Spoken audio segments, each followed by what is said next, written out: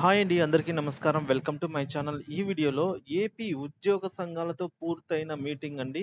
కీలక నిర్ణయాలు, ఆనందంలో ఉద్యోగులు. పూర్తి వివరాలనైతే ఈ వీడియోలో తెలుసుకుందాము. వీడియోని ఎక్కడే గాని స్కిప్ చేయకుండా ఎండ్ వరకు చూడండి. అప్పుడే పూర్తి ఇన్ఫర్మేషన్ అర్థమవుతుంది. అలాగే వీడియో చూస్తున్నవారు తప్పకుండా వీడియోకి ఒక లైక్ కొట్టండి ఫ్రెండ్స్.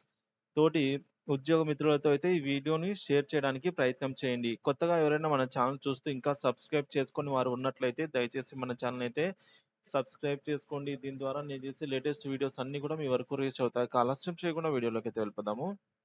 ఫ్రెండ్స్, ఇక విషయానికి వచ్చినట్లయితే జీవో నెంబర్ 117 రద్దుకు ప్రభుత్వం సిద్ధమైంది.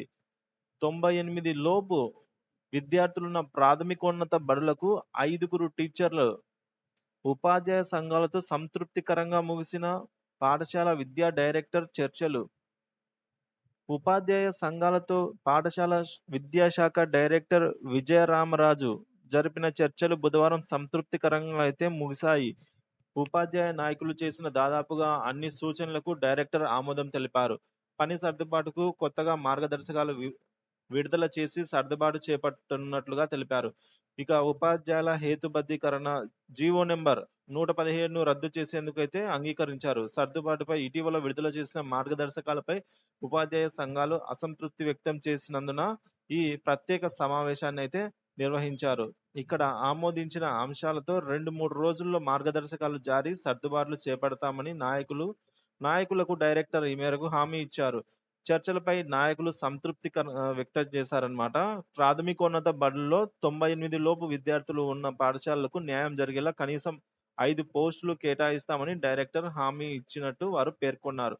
సమావేశంలో తీసుకున్న నిర్ణయాలను ఉపాధ్యాయ నాయకులు మీడియాకు అయితే ఈ విధంగా వెల్లడించారు. అవేంటంటే, ఉపాధ్యాయ పని సర్దుబాటును ఆయా యాజమాన్యాల పరిధిలోనే మొదట చేపడతారు. ఆ తర్వాత అవసరం మేరకు ఇతర యాజమాన్యాల పరిధిలో పాఠశాలల్లో సర్దుబాటు చేస్తారు. పని సర్దుబాటులో సీనియర్ విల్లింగ్ అవకాశం ఇస్తారు.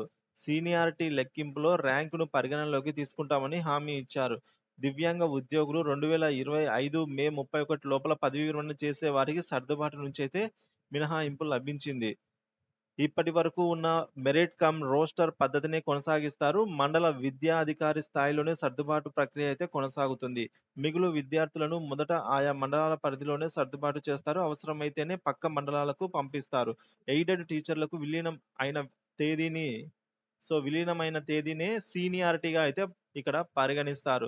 కర్నూలు జిల్లాకు ఎక్కువ అవసరం ఉన్నందున ప్రత్యేకంగా విద్యా విద్యా వాలంటీర్లను నియమించే విధంగా అయితే ఆలోచనలో ఉంది ప్రభుత్వము.